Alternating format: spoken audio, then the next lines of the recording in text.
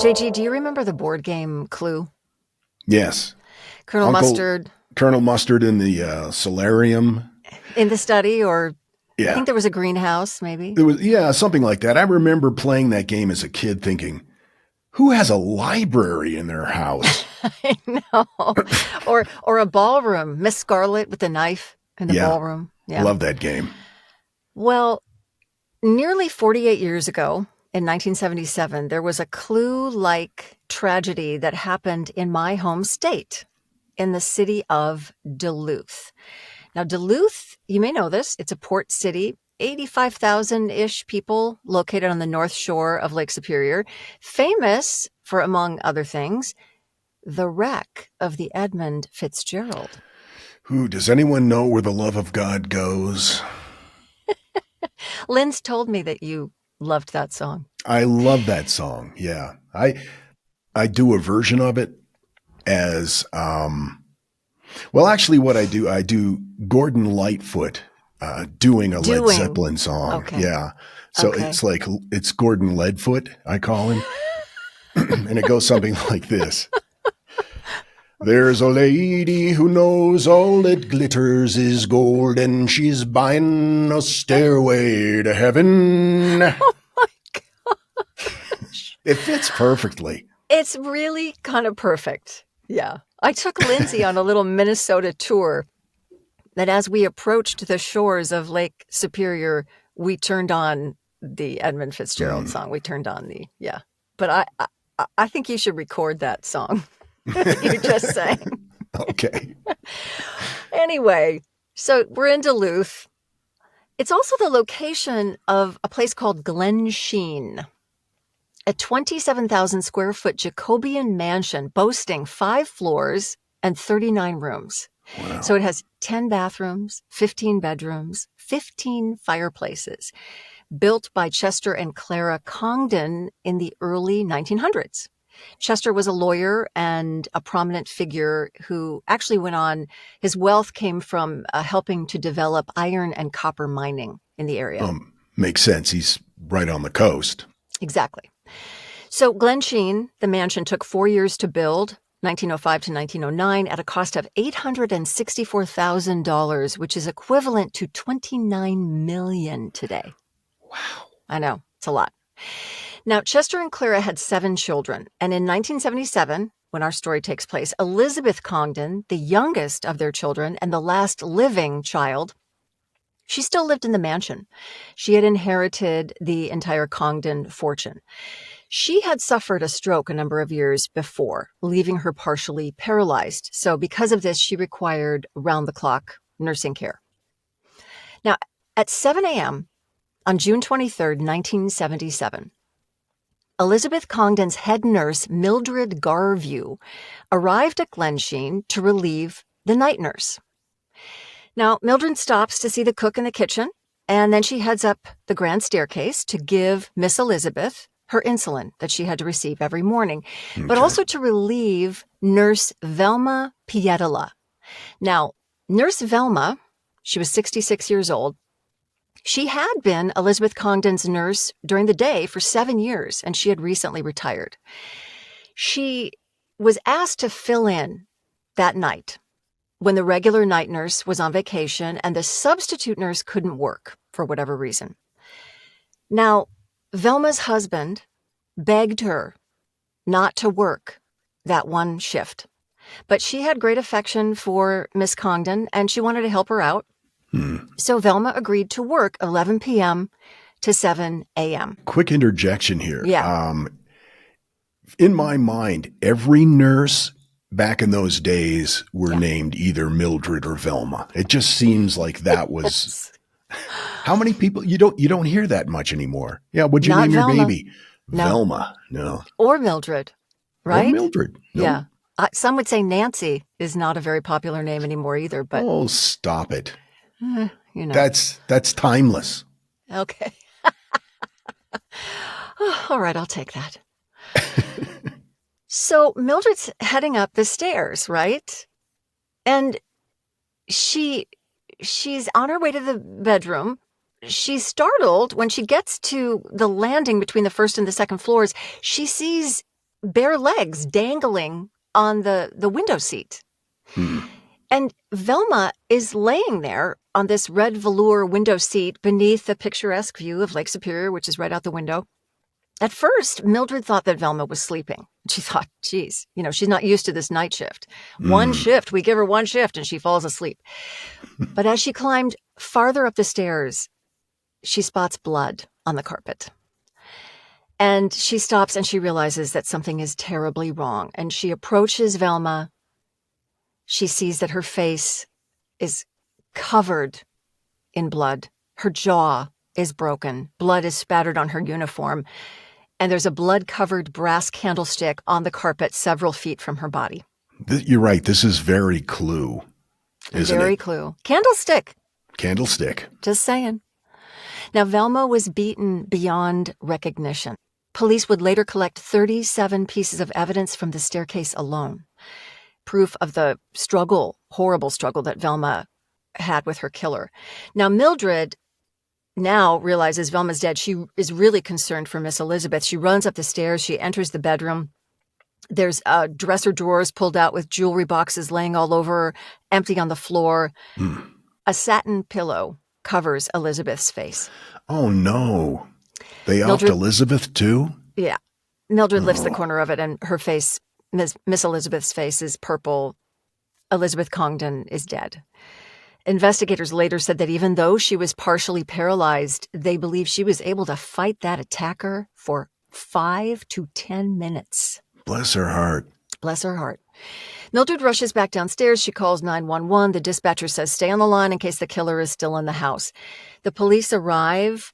They learn that there's a broken window in the billiard room. Just saying. Clue. Candlestick in the billiard room. I know, right? Room. In the billiard room. On the lowest level of the house, that was the entry point. They think in the dark the killer had gone upstairs to the first floor, started up toward the bedroom. When Velma Pietola heard someone approach, she confronted the intruder. She fought back to no avail. She collapsed, but her moans grew louder. The intruder didn't want anyone else to wake up, grabbed the candlestick holder and beat her with it to quiet her down. Oh my God, that's awful. It's horrible. And then in the bedroom upstairs, the murderer holds the pillow over Elizabeth's face when she stops struggling. This person rummages through the closet and the night table, putting some jewelry in a basket, taking Elizabeth's diamond ring off her finger and the gold watch from her wrist, and snatching an ancient gold coin that she had sitting on the dresser. Was it an ancient cursed gold coin? Well, maybe. It was Byzantine. Does that? Ooh, I'm not sure, but I'm hoping that whoever did this fell victim to some kind of coin curse. Now, they surmise that covered with the nurse's blood, the murderer washed their hands and face in the small bathroom across the hall, leaving a bloody residue, but no fingerprints. Which most times that there are cases like this, I think the percentage, I'm guessing here, but I remember reading, fingerprints are only found about 85 to 90% of the time. So fingerprints are not a common thing in a crime scene. Wow. I didn't know that. So this person rummages through the nurse's purse, finds her car keys, and fled the mansion in her car, leaving the front door unlocked. Who could have committed these horrible murders? Now, investigators focused almost immediately on one of Elizabeth's adopted daughters, Marjorie Caldwell. Okay, well, that would make sense. That would make sense because it sounds to me like it's a crime of passion, and also like the perpetrator knew where they were going. They were familiar with the surroundings and the layout of the house. Well, when you think about how big that house is, you either have to have been there before or have somebody tell you what's going on. Marjorie and her husband, Roger, who she had been married to for about 2 years at that point, they were both really desperate for money. Marjorie was in line to inherit $8 million of the estate when her mother died. Now, Marjorie was a bad seed. She was a compulsive liar. She was irresponsible with money. She was not only the black sheep of the family, but at one point when she was in high school, she was diagnosed at a clinic as a sociopath. Okay. Now, that's a person, I had to look it up because it's psychopath, sociopath, Narcissist, yeah. Exactly. Sociopath is somebody who ignores social and moral norms.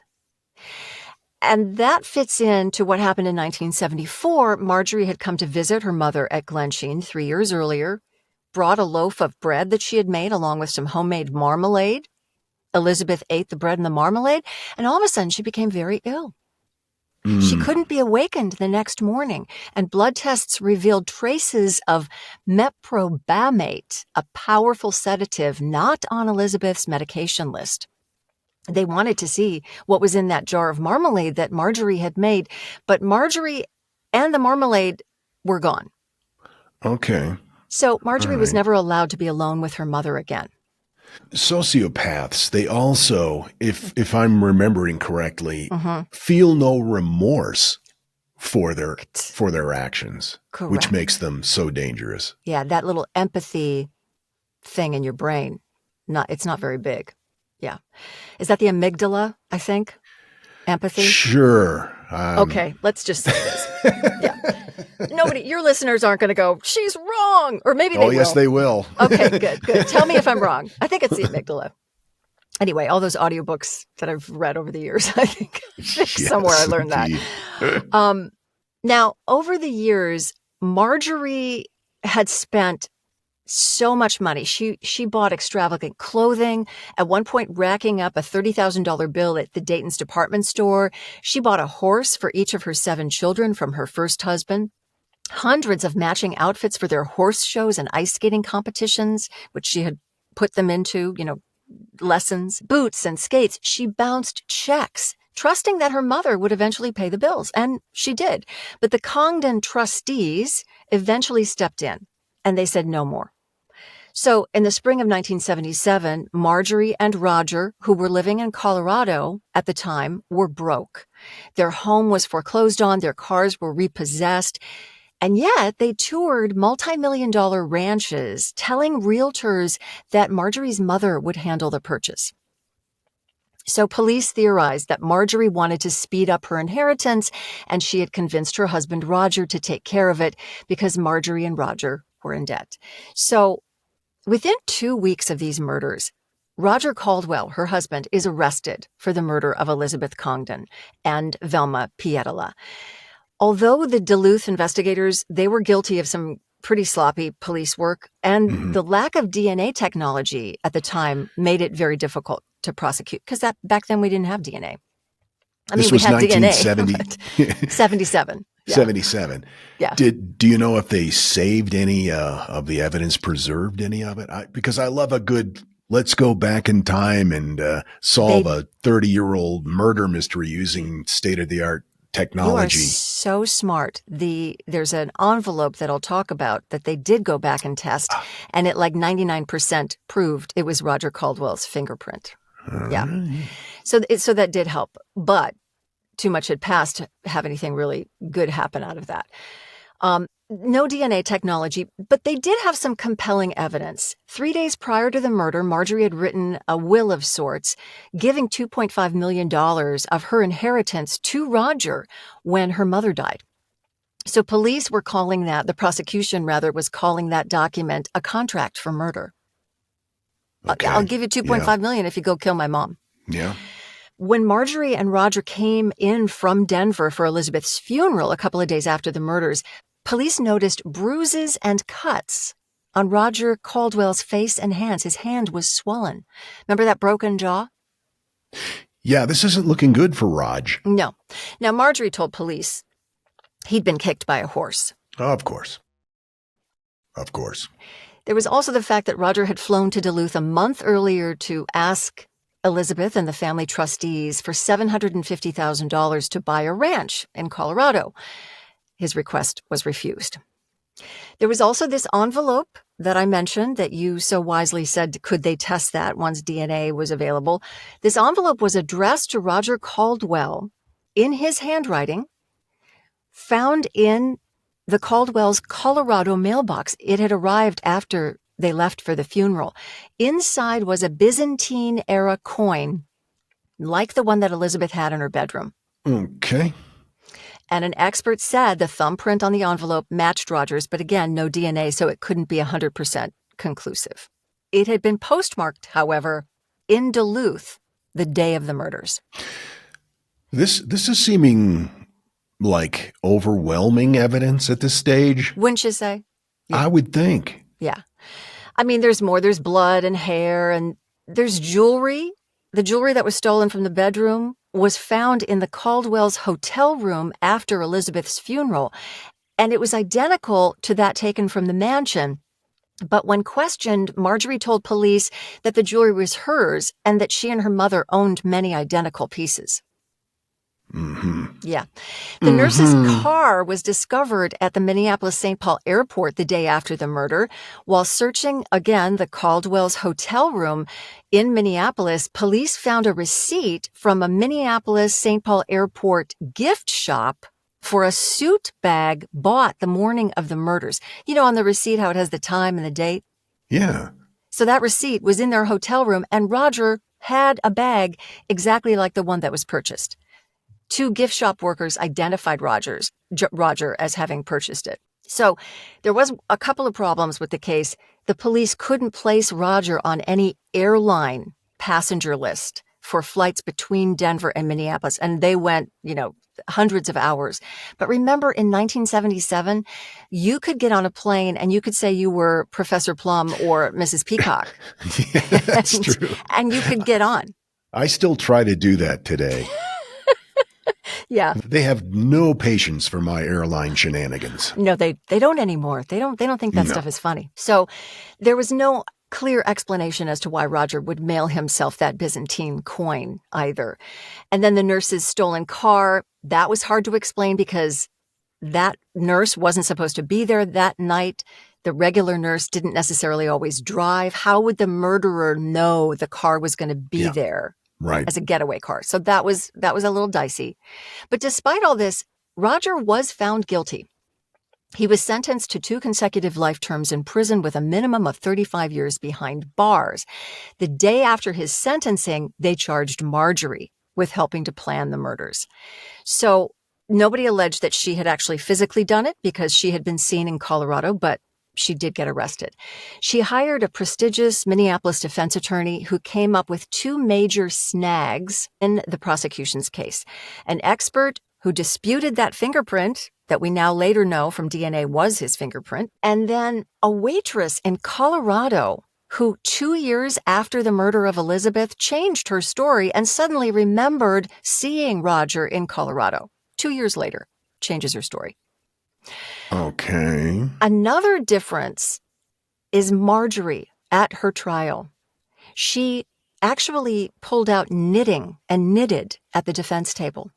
She would smile at jurors. She kept a mystery, a novel near her. She asked the prosecution for donations to an animal nonprofit. She even brought a cake into the courtroom for her attorney's birthday, chatting with reporters and spectators during the break. So to the jurors, how could this woman kill her mother, right? That's pretty smart on Very her smart. part. Yeah. Very smart. The whole knitting thing, that's a great touch. Right? That's a great touch. Yeah. So 6 weeks of testimony, the jury deliberated for 10 hours and found Marjorie not guilty. And based on Marjorie's acquittal, Roger's attorneys filed an appeal. The Supreme Court orders a new trial. Duluth police are worried about a second trial, so they propose a plea bargain. Roger, plead guilty, and then you'll get no further prison time. And that's what he does. He gets out. He confesses in Duluth court that he waited outside the mansion that night. He broke in. He killed the women. He was drinking heavily. He couldn't remember crucial details like how he'd flown to and from Minnesota. He didn't remember taking the gold coin. He showed no remorse. And he also insisted that he had no getaway plan. He said, I didn't have a plan. This was the most amateurish, slipshod thing now that I've had years to ponder it. And he also denied that Marjorie had any involvement, even though with double jeopardy, there was nothing, even if he had said she was involved, there was nothing that could have happened. So Marjorie, she was acquitted, but she went on to do a few other things in her life. She would go on to have many other crimes in the years after her mother died. Bigamy. Oh. Okay. She never divorced Roger, and she married someone else.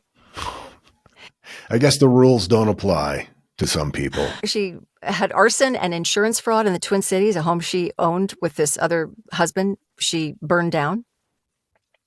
Arson again and you might help me with this pronunciation here. I believe it's Ajo, Arizona. Ajo, yes. Ajo, Arizona. Arson again, where she received 15 years in prison. Wow. 3 times longer than Roger spent behind bars for killing 2 people. She was prosecuted for writing bad checks. She was arrested for the murder of husband number 3, claiming that the 2 of them had planned a double suicide. He had gone first. He died. She balked. And because it was a double suicide, the charge was dropped. And then another mysterious death that involved writing checks to herself from a dead man's account. She was charged with fraud and forgery and sentenced to intensive probation. I wish this had a happier ending. She's bad. Yeah, bad actor. By all accounts, Marjorie is still alive at the ripe old age of 92, I think, still living in Tucson, Arizona. Roger moved to Pennsylvania after his release from prison in 1982. In 1988, he slit his wrists with a steak knife, dying by suicide at the age of 54. So in the end, it was Roger Caldwell on the staircase with the candlestick. Yeah. And in the bedroom with the pillow, but it seems like Marjorie was the one who was moving all the pieces on the board.